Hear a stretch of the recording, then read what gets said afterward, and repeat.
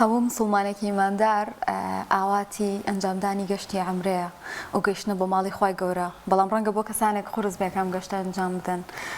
لەبەر ئەوەی کە بارودۆخ یا خۆت بۆیان ئاسان نەبێ. بەڵام لەم تەوەرێمانە ئێمە باز لە یەکێتی نابینایانەکەین کە گەشتێکیان ئەنجام داوە بۆ ماڵی خی گەورە و پێکەوە کۆمەڵێک نابینە بەیەکەوە ڕویان کردوتە ئەو گەشتە و ئاسانکاریان بۆ کراوە. ئەمڕۆ ئەیانەوێ باس لەو گەشتە بکەن کە چۆن ئاسانکاریان بۆ کرا و ئایا ئەوانیش توانویانەوەکو هەرێکێک لە کەسانی تر چێژ لەم گەشتە ئیمانیە ببینن بە میوانداری هەردوو بەڕێز کاک ئیسماعیل عومەر عومرەکار و کاک کۆچەر وەهاب. بەخێر بن، سپاس بۆ ئامادەبوون. کاک ئیسماعیل بەخێر بێت. عفو کاک بیلال حەمە ساڵح بەخێر بن، سپاس بۆ ئامادەبوونتان. خاڵەتان قبولکەوە بەخێر بێنەوە ئینشاءالله. کاک ئیسماعیل بێمە لای بەڕێستان، چۆن بوو بیرۆکەی ئەنجامدانی ئەم گەشتتان بۆ هاو و چۆن ئەنجامتان ناوانیەوە ئێمە بینیمان کۆمەڵێک کەس کە بەیەکەوە هەمووتان نابینا بوون چون بۆم گەشتە؟ الحمد لله وكفى وصلاة وسلاما على نبينا المصطفى وعلى آله وصحبه ومن سار على دربه واقتفى. سرتا زور سپاس و دەستخۆشیم هەیە بۆ ئێوەی بەڕێز و دەستان خۆش بێت و هەسەر کەوتوو بن. زۆر سپاس. بەڕاستی ئەم مەوزوعی گەشتی عومرە و چوون بۆ سەردانی ماڵەکەی خوا پێم وایە بەیەکێکە لە ئاواتی هەموو ئینسانە مسلمانەکان، چونکە بەڕاستی کاتێک ئینسان کە دەچێتە ئەوێ بەجددی ئیمانەکەی شەحن ئەبێتەوە، یعنی وزەیەکی زۆر بەهێز وەرئەگرێتەوە کە بۆ چەندین ساڵ ئەتوانین بڵین چێژ لەو سەفەرە و لەو گەشتە ئەبینێ. ئێمەش بەڕاستی ئەمەیەکێ بوو لە خولیا و لە حەزەکانمان. من یەکێک لەو ڕۆژانی کە لە ڕێکخراوەکەمان دانیشتمی لەگەڵ سەرۆکی ڕێکخراوەکەمان کاک عومەر باسی ئەم باسەمان کرد، ئایا بۆ شتێکی وانەکەین. ئێتە ئەویش زۆر پێی باش بوو، وتی وەڵا خۆ با هەڵسین بەم کارە و بەڵام لە ناو ترس و ئومێدێکی زۆرە ئەژیان، حەزێکی زۆر، ترسێکی زۆر لەوەی کە نەتوانین. سپاس بۆ خۆی پەروەردگار کاتی هەنگاوەکانمان دەستی پێ کرد، خۆی پەروەردگار خاڵ بە خاڵ ئاسانی دەکرد بۆمان و بربەستەکان لە بەردەممانە نەدەمان. ئەوەی کە زۆر گرنگ بوو ئێمە دەبووە سپۆنسەرێ بدۆزینەوە تاوەکو هاوکارمان بێ، چونکە بەجددی خاوەن پێداویستی تایبەت لە وڵاتی ئێمە بە لەباردۆخێکی ئابووری زۆر سەختە ئەژی، یعنی زۆر ئەندامەکان لەوانی کە هاتوبوون هەبوو موچەکەی 150,000 بەوە ناکرێت. بۆیە ئێمە سپۆنسەری کردن و کێ هاوکاری کرد. بەڵێ ئێمە لە دەرگای کۆمەڵە کەسمانە ویسمان بێن بەدەمانەوە سپۆنسەری ئەم ئیشە بکەن، بەڵام بەداخەوە کەس نەبوو. یەکی لەو کەسانی کە من بە شخصی خۆم تەلەفۆنم کرد بۆی بەڕێز ماوسە عەبدول سارمەجید بوو، سەرۆکی فراکسیۆنی کۆمەڵی دادگەری کە زۆر بەجددی و زۆر بە خۆشحاڵیەوە هاو بەدەمانەوە. بەڕاستی تەسەورمان نەئەکرد کە ئابوو شێوە بتوانێت ئەومە لەگەڵا بکە. ئەلحەمدولیلا هاوکاریکی باشی کردین و هاو بەدەمانەوە و ئومێد و هیوایەکی زۆری پێدەین. خاڵتان قبولکە دووبارە بەخێر بێنەوە کاک بیلال، یەخوا بەخێر بەی جەنابیش. باسێکی ئەم گەشتەمان بۆ بکەی سێرەتا چۆن بوو لەگەڵ ئەو هاوڕێیانە تا بڕیارتاندا کە کۆ ببنەوانێ و سەردانی ماڵی خی گەورە بکەن و سونەتی عەمرە جێبەجێ بکەن. بسم الله الرحمن الرحیم. دەستان خۆش بێت. زۆر سپاس بۆم دیدارە، هیوادارم هەموو کارمەندان و ئێوەی بەڕێزیش لە تەندروست باشییا بژین. ئەوەی کە فکرەی ئەم کارە سونەتە پیرۆزە بەڕاستی من کە ئیسماعیل لەگەڵ ماوەسە عومەر سەرۆکی ڕێکخراوەکە کە ئەمان گفتوگۆیان کرد لە ئەوڵەوە وتیان شتێکی وا هەیە، بەڵام لە ئەوڵەوە زۆر بە سەرەتایی باس ئەکرا لەبەرەوەی کە ئیسماعیل خۆشی بەڕێزی ئاماژەی پێدا و گوتی ئەوەنەی ترس هەبوو لە ئەوڵەوە ئەوەنە ئەمەل نەبوو، بەڵام لە هەمان کاتیشا هیوایەکە بوو ئێمە بەرەو شوێنێک ئەڕۆین کە پێم وا بێئومێد نەئەبووین، بەو هیواوە ئەژیان کە ئەوان سەرەتا بدایەت ئاماژەیان پێکرد وتیان شتێکی وا هەیە. وتم بێ دوودڵی من وتم یەم، ئێتر بیرم لە هیچ شتێکی تر نەکردەوە، وتم ناوی من بنووسن و یەم. دوجار ئەمان هەر خۆیان هەستان بە ئەوەی کە پرۆژەکە بەرەو پێشەوە بچێت لە ڕووی فکریوە، لە ڕووی ئەوەی کە وردە وردە بیخەنە سەر پێ و چۆن ئەڵێ بدەن لە دەرگای دڵی ئەو کەسانی کە ئەیانەوێ بەخشندە بن، ئەیانەوێ ببەخشن. بەڵام ئەوە بوو کە ئیسماعیل فەرمووی کە بەداخەوە هەم وەزعی ئێمەی نابینا و خاوەن پێداویستی تایبەت بە عام لە وڵاتە ناڕەحاتە، لەگەڵ ئەوەشدا زۆر کەس بێ ئەمەلیان کردین لەم زەنگ لێدانی کە دامان لە دڵیان بەڵام مامۆستا عەبدولستار مەجید من لێرەوە داوا ئەکەم لە خوای گەورە خۆی و کچەکانی خۆی لە دوای چوار خەلیفەکە لە بەهەشتا بە دوای ئەوانە بچێتە بەهەشت مامۆستا عەبدولستار وە خێزانی و کچەکانیشی یارەبی بە دوایدا عایشا بڕێنە بەهەشت بەس ئەوەنم پێیەکرێ بووی زۆر باشە خی گەورەتان قوڵکە هەستێکی زۆر خۆشیان هەیە کاک ئیسماعیل ئێوە گەشتەکەتان بە ئاسمانی ئەنجامما یاخود بە وشکانی ڕۆشتن ئەو کەسانتان چۆن هەڵبژار کە بوون لە گەشتەکە بەشدارە بن بەڵێ ئێمە دیارە گەشتەکەی ئێمە گەشتەکەمان بەڕێگەی وشکانی هەڵبژار و لە ناو گەشتە وشکانیەکەیشا بە منشەئە نەڕۆشین لە ڕێی کۆمپانیاکانەوە بەڵکو پاسێکی 20 نەفەریمان گر بوو ئەم کارە یعنی بێنە بەر چاوی خۆت پاسێکی 20 نەفەری 20 نەفەری تیابێ و کامل ریزی دواوە یعنی قوشتەکانی دواوە کرا بە جامتا و بە عەشیە یعنی شوێنێکی زۆر ئەتوانین بڵین زەیقەت و ئەوە بوو بۆیە زۆر ئەترساین کەوا ڕێگایەکی پێم وابێ 1700 کیلۆمەترە لە سلێمانیەوە بۆ مەدینە پێم وابێ 1700 کیلۆمەترە و پاشان لێوشەوە بۆ مەکە چەند سە کیلۆمەترێکی تر لەسەر یعنی بۆیە ئەترساین لەوەی کە ئەم سەفەرە قورس ئەبێ بۆیە ئێمە بەڕاستی گەشتەکەمان گەشتێکی وشکانی بوو و پاس خۆمان گرتمان بکرێ سپاس بخوای پەروەردگار زۆر بە سەرکەوتووی ئەلحەمدولله ئیشەکە ئەنجام درا و یعنی لە مەسەلەی هەڵبژاردنیشە ئێمە ئەو کەسانە زۆر بەمان هەمومان برادەری یەک بووین کاتێکە باسمان کرد تەنها وتمان تا 20 نەفەر ئەتوانین زەلام هەبووە ئیش تا بیسەکە تاوا نەبووە پەیوەندی پێکردی حەز ئەکەین بین وتمانە باشن شوێی نەفەرێ ماوە ئەتوانی ئامادەی جەستەیی و ڕۆحی و هەموو شتێک دەیە بۆم سەفەر وتی بڵێ ئەگینا مەوزوعی ئەوەی کە فەرق و جیاوازی نەبوو سپاس بۆ خۆی گەورە چونکە بەجددی چوون بۆ ماڵی خوا ئێمە یەکێک لەو خۆشحاڵیانی کە هەمانە لە هەموو جۆرە لەوانەیە بڵێن هەمومان نابی نابوون بەڵام لەوانەیە هەبێت بیرکردنەوەی شتی تر بوو بێ بەڵام ئەلحەمدولله ئێمە بردمان بۆ ماوەی 13-14 ڕۆژ خزمانە خزمەتی ماڵەکەی خوای پەروەردگار و وەگەی بە خزمەتی ڕسول الله صلی الله عليه وسلم بۆیە زۆر دڵخۆشین لی خوا بەزیابە کاک بیلال سەفەرەکەتان چۆن بوو چۆن گەشتنە ئەوێ چەند ڕۆژ لە مەکەمانەوە چۆن چوونە مەدینە ئێمە کە لە عێراق دەرچوین 4-4 بەرەبەیان بوو لە سلێمانی دەرچوین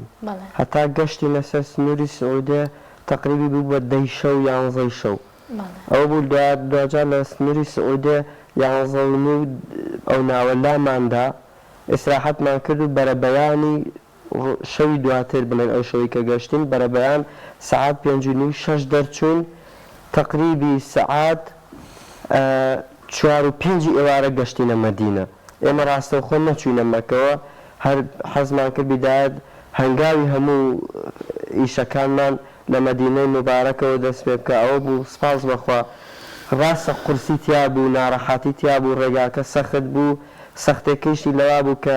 شەوان بیابان هەوای سارد بوو و بە ڕۆژیشا گەرم بوو و پاسیش ئەبێ ئیسراحەت بکات 5-6 سەعات جارێ لامان ئەیە بەڵام ئەوە بوو لە مەدینە کە گەشتین دەمە ئێوارە بوو ڕاستەوخۆ چوونە مزگەوتی نەبەوی و لەوێ ماینەوە هەتا بەرەبەیان و دوجار بۆ ڕۆژی دواتر ئێمە کەوتینە سەر سکەی ئیش و کارمان کاک بیلال ڕەنگە خەڵک ئەم پرسیارە بکە نابینایەکی دەتوانێت چێژ لە گەشتی عەمرە ببینێ یاخود ئەو قسانی کە ئەوترێ بەڕاستی وایە یان ئێوە شتوانی وتانە سپاس بەخوای گەورە هەر وەکو کەسێکی تر بتوان سوود لەم گەشتە ببینن و چێژێکی ئیمانی هەبێ بۆتان بەڵێ ئەگەر ئێمە باس سەیری قورئانی مبارەک بکەین هیچ ئاەتێک نابینی لە سیجزەی قورئانە بینین پێش بیستن کەوت بێ ڕاستە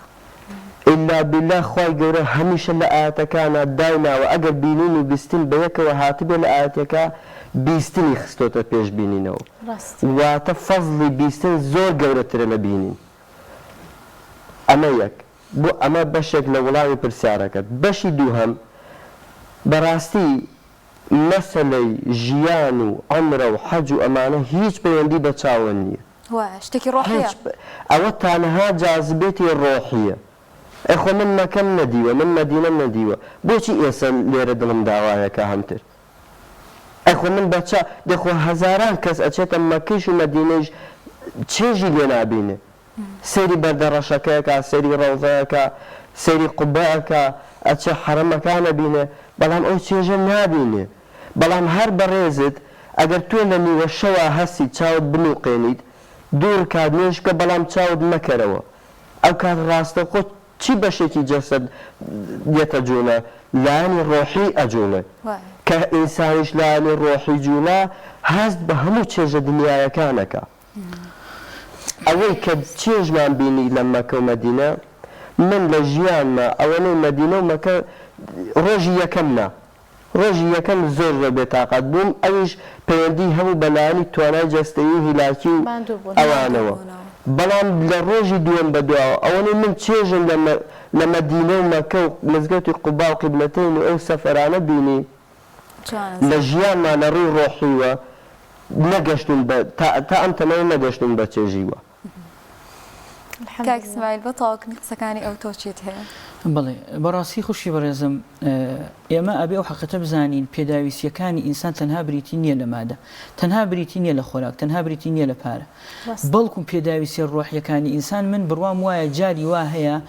زۆر زۆر لەوان باڵاتر ئەبێ تۆ ئەگەر ڕۆح و تینوو بێ بڕوا بکە گیرفانت باشترین پارە و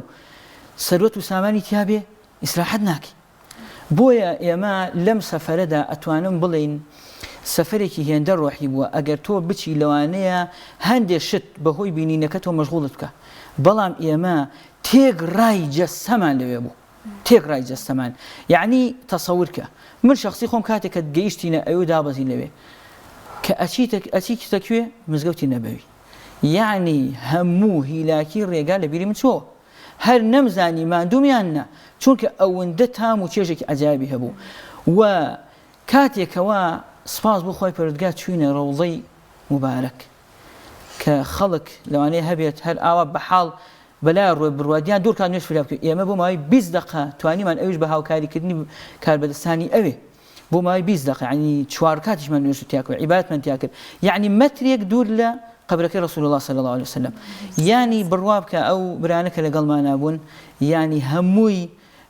کەوتوبووە جەوێکی هێندە ڕۆحی و هێندە گریان و یعنی ڕۆحی وا جوڵا بوو تەسەوری ناکرد یعنی زەلام هەبوو هەر ژیر نەبووە نەی ئەتوانی بڕوات دەرەوە بۆ ماوەی 20 دقە سپاس بۆ خۆی گەورەوە پاشان سپاس بۆ کەسانی کاوکاریان کردین ئێمە لەو ڕۆڵزەیان ماینەوە بۆیە ئەتوانین بڵێن بڕوات بێ ئەوەی کە نابینایەک چێش ئەبینە لە شتەکان من بڕوام وایە لە هەندێک حاڵەتە ئینسانێکەوە بەهەستی بینین هەیە لە هەندێک شت ئەو چێشە نابینێ کاک اسماعیل ئێوە ئەوانەی کە پێکەوە سەفەرتان کرد ئەو بەڕێزانە هەمووتان نابینا بوونیان کەسی ترتان لەگەڵا بڕێنماییتان بکە هاوکاریتان بکە بتان باتە شوێنەکان بتان هێنێتەوە بڵێ ئێمە شانزە نابینا بووین وەزائیدەن 2 سایقمان لەگەڵا بوو چونکە لەگاکە دوورە و کەسێکی تیژ ئەوش هەر چاوساخ و با بڵێن هەر لەگەڵمان نابوو وەزائیدەن کەسێکیش کە وەکو مرشید کە ئەوش مامۆستا عەبدولسەمەد جەباریە کە هەر مامۆستایشمانە لە یەکێتی نابینایان لەوێ مامۆستا عەبدولسەمەد جەباری وەکو مرشید و کەسێکەوە ڕێنمێنی ئەکرێن ئەوانەمان لەگەڵا بوون سپاسی خۆی گەورە ئاکەین سەرەتا و سپاسێکی زۆری ئەو چاوساخە بەڕێزانە کە زۆر هاوکارمان بوون و مامۆستا عەبدولسەمەد کە زۆر مادوومان پێمانەوە خۆی پەروەردگار لە بەهەشتەکەی خۆی پاداشتی هەر هەمویان بداتەوە یا ڕەبی ئێمە کە گەیشتینە ئەوێ یەکسەر دابەشمێ سەر 4 گروپ یعنی هەر کەسێک گروپێکی خۆی لەگەڵا بوو ئیتر ئەم کەسە بۆ مەسەلەی چوون بۆ مزگەوت بۆ مەسەل هەموو پێداویستەکان ئەم کەسە بەرپرس بوو لەم گروپەی خۆی ئێمە بەم شێوە دابەشمان کرد و بۆیە سپاس بۆخوا ئەتوانین کەمترین کێشەمان هەبوو چونکە ئێمە زۆر بەڕێکوپێکی ئیشەکەمان جێبەجێ کرد هەمووی بە ئیشی گروپات ئەمان کرد باشە بەڵام ینی ئەوەی کە گەشتی عمرێ ئەنجام دابێ ئەزانێ سەفەرەکە بە خۆی هەر جۆرێک لە ناڕەحەتی تایە سەفەری عمرە ئەو گیر و گرفتانە چی بوون کە بۆ ئێوە هاتە پێش یاخۆت ناڕەحەتی کردن بە جۆرێک لە جۆرەکان ئەکرا ئێوە باشتر سەفرەکە ئەنجام بدەن وەڵی پێم وابێ تەنها ناڕەحەتی کە هەبوو بێت بۆ ئێمە ئەوە بوو کە ڕێگاکە زۆر دوور بوو ڕێگاکە بێ ئەنداز دوور بوو تۆ لەناو ئەو جۆرە پاسانیاوکو منشەئە نییە تا ڕادەیەک قوشنەکە تەخت بکەی تۆزێ بخەوی ئێمە بەردەوام یعنی لە ڕۆشتنا بووین کەمترین خەومان هەبووە یعنی پێم وابێ ناڕەحەتیەکە هەومان بێت ئەوە بوو و یەکێک لەو شتانە کە گەیشتن ئەوێ گرفتی بۆ دەستکردین نەبوونی ئوتێل بوو چونکە بەڕاستی ئێمە کە لێرە ڕۆشتین پێیان وتیان ئوتێل دەست ناکەوێت لە مەدینە ئێمە وتمان تۆ بەس ڤیزەکە وەربگرین ئێمە ئەڕۆین کێشەمان نییە فعلەکە تۆ ئەوێ پێویستە بە ئیسلاحەتە سەرەتا ئەوە ناڕەحەت بوو تا ئوتێل ماگر بەڵام سپاسی خۆی پەروەردگار ئەکەین خۆی پەروەردگار کاتێکەوە دەرگایەکدا ئەخا بە سەدان دەرگای ترەکاتەوە ئەو دەرگایی کە لێکردەوە کێ بوو کۆمپانیا پارێزان بوو کۆمپانیای پارێزان لە مەکەیش و لە مەدینەیش هاو بەدەمانەوە لە دابینکردنی ئوتێل یانی ئەوەی کە ئەوان بۆیان کردین تەنها ئێمە ئەڵین پاداشتەکەیان لای خوای پەروەردگارە خوای پەروەردگار لەوە باڵا دەستریان کە زیاتر لەوان پێ بیا باشتری خۆیان پێ بیا چونکە زۆر بەدەمانەوە بوون کاری ئوتێل و نانخواردن و ڕێک ئەوانە ئاسان کرا بۆ ئێمە و ئەوەیش پارێزان ئەو گەورەی نواندوو بۆی ئیشەکەمان ئەلحەمدولillah زۆر بەسەرکەوتوی ئەنجامدا. خی گەورە لەوانیشی قبول کاک بیلال ئێوە لەوێ ئەو بەڕێزانی کە هاوکاریان کردوون طبعاً کاراسانێکی باشیان بۆ کردن بەڵام ئێوە خۆتان لە کاتی ئەنجامدانی سقوتە ئاینیەکان یاخود سەردانی شوێنە پیرۆزەکانتان کردو چۆن سەردانتانە کرد هەستان بەچی ئەکرد لەوێ؟ بەڵێ ئێمە لە مەدینە سێ ڕۆژ ماینەوە ڕۆژی دوێن دەستمان کرد بە سەردانی شوێنەکان چوونە مزگەوتی قوبا بدایت مەنشەئەمان کرد مەنشەئەی ناو مەدینە خۆی لە بەردەم ئوتێلەکە چوونە شوێنەوارەکانی ئەو شوێنە پیرۆزانەی کە هەم چ مزگەوت هەم شوێنەوارە مێژوویەکان ئەوانەی کە لە مەدینا بوون چون سەرمان دەدان و چوونە مزگەوتی قوبا دوای مزگەوتی قبلەتین دوای چوونە چێوی ئوحود و مامۆستا عەبدولسەمەد ئەو زانیارانەی کە لای بوو لالای ئێمەش هەبوو پێکەوە باسمانە کرد چوونە شوێنی ئەو شوێنێک کە شەڕی خەندەقی تا خەریک بوو ڕوو بدات یعنی هەموو شوێنەوارەکانمان بەسەر کردەوە بەڵام لەمەکە من نەمتوانی بڕۆم بۆ حەجەر الئەسوەد و پاشان و هەروەها کێوی عەرەفە لەبەرەوەی هاوڕێیانە ڕۆشتبوون بۆ کێوی عەرەفە من تۆزە بارودۆخم ناجێگیر بوو نەمتوانی بەس لەوێدا بڕە مەدینە لە هەموو سەردانەکانە ئامادەین هەبوو سپاس بەخوای گەورە هەمووتان بەیەکەوە ئەم گەشتانەتان کریان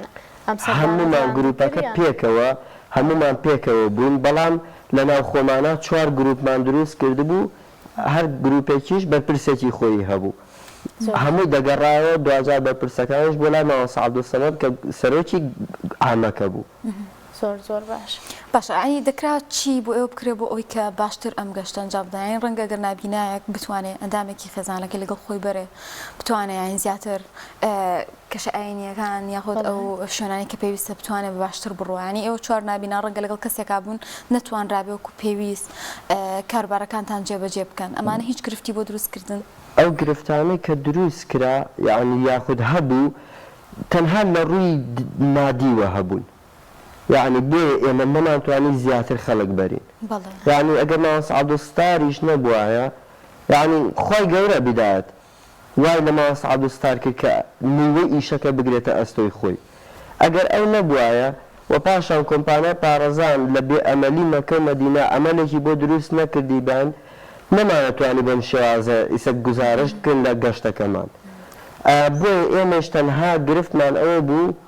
لە ڕووی مادیوە داعمەکەمان زۆر ئەوەنە بەقوت نەبوو تا دۆستێ خزمە کەسێکی تریمان زیاتر بەرین بۆ ئەوەی هەم ڕێژەی نابیناکان دەستگرەکانیان زیاتر بێ هەم زیاتر چێژ بەرن لەو بابەت و شوێنەوارانە کە شەرح ئەکرێت بتەوێنە پێی مامۆستا عەبدولسەمەدیش خۆی زەختێکی لەسەر بووە لەبەرەوەی کە بچین وایە بۆ هەر شوێنێک ئەبوو مامۆستا عەبدولسەمەد تەوجیهاتی بدایە و شەرحی بابەتەکانی بکردبایە بەڵام ئەگەر ئێمە ئەو شتانەمان زیاتر بۆ ئاسان بووە لە ڕووی مادیوە دۆستێ خزمێ کەسێکی ترمانە بر زیاتر ئەبوو بە هاوکاری مامۆستا عەبدولسەمەد و ئێمەش بەڵام ئیتر قسمەتەکە هەر ئەوە نەبوو تەمە ناکەن جارێکی تر بگەڕێنەوە بۆ ئەو شوێنە و بە جیاوازتر و بە تایبەتتر ئینشاءڵڵا. مامۆستا ئیسماعیل طبعاً دیارە زەین بە تایبەت لە مەکەی پیرۆز قەرەباڵغێکی زۆر هەیە لە کاتی تەوافکردنە ئێوە چۆن تەوافتانە کرد بە دەوری کابەیە ئەمە ئاسان بوو بۆ ئێوە یاخود چۆن هاوکاریانە کردن لەم کاتەیە؟ بەڵێ وەڵا پێش ئەوەی بچمە سەر ئەوە شتێک هەبوو کە حەزم کە ئاماژەی پێ بکەم ئینشاءڵڵا جوابی ئەو شتێ دەمەوە یەکێ لەو شتانەی کە ئەم جیاوازی دروست ئەکرد بۆ ئێمە و چێژمان لێ ئەبێنێ ئەوە بوو تۆ کاتێک کە ئەچی بۆ شوێنێک ئەگەر معلوماتێک هەبێ لەسەر ئەو شوێنە باشتر چێژ ئەبینی ئێمە یەکێ لەو شتانی کە بەکارمان هێنا ئەو بوو من هەر پێش ئەوە فلاشێکم ئامادە کردکەوە سیرەی تیابوو یعنی ئەو سیرەی کە شێخ عەبدولعەزیز پارێزانی نووسیوەتی ژیانی پێغەمبەر صلی الله علیه و سلم بێنە بەر چاوی خۆت لەو بیابانە دوورجێک کە ئەڕۆشتین ئەمەمان یابوو بە مکەبەرەی بڵێ پاسەکە تەجیلی پاسەکە باشە باسی چی بۆ کردین باسی ژیانی پێغەمبەری خۆی بۆ کردین تۆ وای لەکوێ وای لە بیابانەکانی سعود بەروکوێ ڕۆی بەرولای ڕسول الله ئەڕۆی صلی الله علیه وسلم ئەمە وای لێ کردین ئەها بەرچاوڕوونی دروست ئەکرد بۆیە ئەمە چێژی زیاتری ئەدا بە ئێمە ئەمە هەر وەکو شتێک کە حەزم کرد ئاماژەیەکی بکەم یعنی بۆ ئەوەی کە کات بە کاتەکان زۆر الحەمدولله سەبارەت بەو قەرباڵخی مەکە ئێمە چیمان ئەکرد لەبەرەوەی کە ئەمازانی لۆدێکی زۆر لەسەر مەکە هەیە ئێمە هەوڵمانەیە ئەگە خەڵک بۆ نمونە چارێکێکی بوێ بۆ نوێژ بڕوا نیو سعاتی بوێ ئێمە هەمیشە پێش ئەوان زیاتر هەوڵ بدین زووتر بە خۆمان بکەوین و بگەڕین بۆ ئەوەی زووتر بگەینە شوێنەکان و زۆر ناڕەحەت نەبین و شتێکە لەلام ناخۆش بوو ئەوە بووکەوە تۆ کە یەکەم جار کە ئیحرامت پێوەیە کە ئەچیت ئەو جاری یەکەمە ئەتوانی لە قاتی خوارەوە تەواف بکەیت و بچیتە بەردەنۆشەکە بەڵام ئێستا یاسایەکی تریان داناوە تۆ ئەگە بە ئیحرامەوە نەبی تەنها جاری یەکەم کە ئیحرام پێوەیە ئەتوانی بچیت تەواف بکەیت جاری دووهەم ئەبێ بچیتە قاتی سەرەوە و لە قاتی سەرەوە تەواف بکەیت قاتی سەرەوەش ئەوەی کە من مامۆستایەکی بەڕێز لەوێ بوو هەڵبەت من لەوم بیست وتی هەر یەک خولانەوەی وتی 1 کیلۆمەترە يعني تو 7 كيلومتر ابواب قراتين اما هم قربالغ بو هم هلاكتر زياتر ابوي ان شاء الله هر پاداش داوا بلام اوي كنا خوش بو او بو تو بود نبو جات بشي تو دوري كعبه طواف كي تو لقاتي خواره وبشي بلا بدرج كله برو ابوا احرام بسايته اما ناخوش بو بلام سپاس بو خو امل بر اوي كحسابي خوان مان اكلو زو كوتين خومان الحمد لله كاروباركان زور باساني اروشتنو سپاس بو خوي گورو مهربان خوي گورو مهربانيش دل خوشتري كردين باشە کاک اسماعیل ڕەنگە کاری خێرخوازی زۆر بکرێ بەڵام بواری خێرخوازی و کاری خێرخوازی لەم بوارە ڕەنگە نەبیندابێ و باست لەوە کرد ئێوە هەتاوە کۆم گەشتتان ئەنجامدا لە چەندین دەرگاتان بۆی کەسانێک بێن هاوکاریتان بکەن یعنی بەڕاستی کە کەسێکی نابینا ناتوانێت بۆ موچەکەمی کە هەیەی هیچ یەکێک لەو شتانە ئەنجام بدە ئێوە پێیانتان چییە بۆ خەڵک لێرەوە چۆن دەستگیرەوەی ئێوە بکەن بۆ ئەوی کە کەسارێکی تریش کە نابینە نەچوونەتەوە شوێنە پیرۆزە بتوان بچن والله ئەوەی کەوتم ئینشاءالله هەمووی بالضبط وا بوو سپاس بۆ خوا خی گەورە بۆی ئاسان کردین بەڵام ئێمە لە دەرگای خەڵکی تریشمانداتان سپۆنسەری ئەمی شە بکات چونکە ئەنداممان هەیە نەک هەر 150,000 وەرئەگرێ بەڵکو توام بڵێم پارێک شتێکی لێگیرفانیاکە داناوە بە قەرز هێنابووی بەڵام کاتێکەوە کەسێکی بۆ خوا سڵحاو هەڵ ئەسێت جوابی مسلمانێک ئەداتەوە بە دەمیەوە ئەبێت ئەمە بڕوام وایە ئینشاءالله بە هەرز بە خۆی ئەکرێت بڕوام وایە لە دنیادا دڵخۆشیێکی زۆر گەورە بە خۆی لە هەموو خێرەکانی شا بەشدارە بێت کە ئێوە یعنی بڕوا بکە من خۆم کە ئەڕۆشتم ئاوا گوێم لەم برانی خۆم بوو کەوا بە زمانی حاڵ ئەپارانەوە و داوایان ئەکرد لە خۆی پەروەردگار پاداشتی ئەوانە باتەوە کەوا هاوکاریان کردوون یعنی ئەتوان بڵم هەنگا و بە هەنگا وەک وای ئەوانمان لەگەڵا بوون ئەو نای پاداش دەستکەوتووە بەڵام ئەوەی کە لای من سەیرە ئەوەیە خەڵکی وا هەیە لەم ژیانە بەس کۆیەکاتەوە کاتێک ئەزانێ خۆی ئەڕوات و جێی ئێڵێ وەڵا کوڕ و کوڕەزا و بڕۆ ئەوان ئەگەن بەشتەکە دوایی ئەوان نەک لەوانەیە ئەوە نەکەن دوعای خێریشی هەر بۆ نەکەن جاری وابێ لەوانەیە کەسێکی زۆر ساڵح ئەوە بە دوعای خێریشی بۆ نەکات تێگەی لەبەر ئەوە من بڕوام وایە ئەو کەسانی کە خی گەورە و میهرەبان پێیداون باشترین شت ئەوەی لە پێناوی خۆیان بیبەخشن چونکە ڕسول الله صلی الله علیه وسلم کاتێکەوە حیوانێکیان سەر بڕی بوو لە ماڵەوە کاتێکە هاتەوە فەرمووی چیمان ماوەی کە لە خەزانەکانی فەرمووی وەڵا هیچ دیار شتێکی کەمیان لێ خواردبوو فەرمووی بەشێکی زۆریمان بەخشیوە نەماوە فەرمووی نە هەر ئەوە ماوە کە بەخشیومانە یعنی ئەوەی کە تۆی بەخشی ئەوە ئەمێنی ئەگەر ئەوەی کە خۆی تەواو ئەبێ زوو تەواو ئەبێ بۆیە الحەمدولله کاری خێرخوازی بەڕاستی زۆر گرنگە لەم وڵاتەیە ئەگە پەری پێ بدرێ و من شتێکە پێم خۆش ئاماژەی پێکەم ئەوەیە کەوا ئەمە کە ئێمە کردمان لەسەر ئاسی کوردستان و عێراق و ناوچەکە و جیهانیش یەکەم جار بووە یەکەم جا بە گروپێکی نابینە هەڵسی شتێکی وا بکە ئەمەش یەکێتی نابینایە کە پێی هەڵسا بەڕاستی کارێکی زۆر گەورە بوو بۆیە خۆی پەروەردگاریش نیەتە خەیرەکانی ئێمەی وەرگرت و الحەمدولله کار ئاسانی بۆ کردی کاک بیلال زۆر جار خەڵک یعنی کە کاتێک خاڵم پێداویستێکی تایبەتی هەیە لە ماڵەوە بێ بەشێکا لە هەموو شتێک ڕەنگە بەهۆی ئەوە بێ خەمی بێ یاخود بە جۆرە لە جۆرەکان بڵێ یان تۆ ناتوانانی ئەم فەریزاتە ئەنجام بێ بڵێ پێیان بچیە بۆ خێزانەکان کە ئایا خاوەن پێداویستی تایبەش وەکو هەر کەسێکی تر ئەتوانێت ئەو گەشتە ئەنجام بدا بچێتەوە شوێنە بیرۆزانە پرسیارەت کرد دوو شت بۆ دەجێڕمەوە هەردووکی لە مەکە ڕوویە کەسەرم بابەتەی تۆ بەیانێکیان دوای نێژی زۆحا بەرە ئوتێلە ڕۆشتینەوە کەشتینە ناو قەرباڵقی ئافرەتێکی کوورمان بینی بە حساب ئیتر خوا لێی خۆش بێ یاڕەبی دەستی خۆش بێ ئەوە هەستێکی ئینسانی بوو بەکاری هێنا بەڵام لە بەردەم حرەما ئەڵێ چی ئەڵێ وەش دایکتان بمرێ یعنی ئەم ئەزانم من تێئەگەم ئەو چۆن قسەکە ئەکا بەڵام هێندە شێوازی عەتف و لاوازی یعنی ئێمەمانان لە دڵی مەجموعە کەسێکایە نازانێ چۆن گزارش لە هەستەکەی خۆی بکە بێ بە جۆرێکی تر دڵی بەرامبەر ناڕەحەتەکە یاخود لە دوای نوێژی نیوەڕۆ بوو ئەگەڕامەوە بۆ ئوتێل ئافرەتێکی ترمان پێگەی ئەویش هەر کورد بوو خواجەزا ئەویش باتەوە من لە دوکانێکا بووم هەنێ شتی وردە بوو کڕین و هاتمە دەرەوە گروپەکەی من کاغازات سەرپەرشتیە کرد لەگەڵ کاغازات قسەیە کرد لەگەڵ لە دەرەوە دوایکە کاغازات وتی ئەبێن بەدایە جانە بێ من بڕم نابیناکانم لەگەڵایە ئەبێ بڕم یارمەتیانەوتی جا ئەوان کە نابینان شتیان بۆچی ئەیکڕن وتم کاغازات جان نزیکی حرەمین با بڕۆین هیچ غەڵەتێ نەکەین ئێمە قەدەغەیە لەم شارە هی هەر غەڵەتێ بکەین قەدەغەیە ئێمە بۆ هەستی ئێوەی برینار بەڵێ مەبەستم لە پرسیارەکەی تۆ ئەوەیە تۆ دەڵێی چی پامێکت هەیە بۆ ئەو دایک و باوکانی کە بەو شێوازە مامەڵە ئەەکەن لەگەڵ کوڕەکانیان یا کچەکانیان یا ئەو کەسانی کە خاوەن پێداویستی تایبەتن و قەتیسیان ئەەکەن یاخود دەستبەرداریان نابن ئیتر ئایا بەوەی هەر هۆتکارێکەوە بێ من پەیامی ئەوەم هەیە بەو ماڵانەی کە خاوەن پێداویستی تایبەتی تێدایە وەڵی حەقە ئەمان زیاتر ئەو ماڵانە زیاتر پاڵپشتیان لێ بکەن ڕێگەیان بن کە دنیا ببینن بڕۆن بگەڕێن ئەو شوێنانە کە پێویستیانە بڕۆن نەک ئەوەی بەبێ ئەمەلی سەیریان بکەن یعنی تۆ ئەوەندە سۆز و عاتفەی بۆ بەکاربێنی ئەویش هێندە لاوازە بێ هێندە لاوازە بێ ناتوانێت پشت بەخۆی بەسێت ناتوانێت